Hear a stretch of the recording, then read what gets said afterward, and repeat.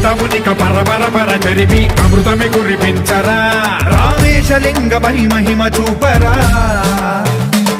పలు శుభములగని అభయముని నిహితము సతతము అందించరా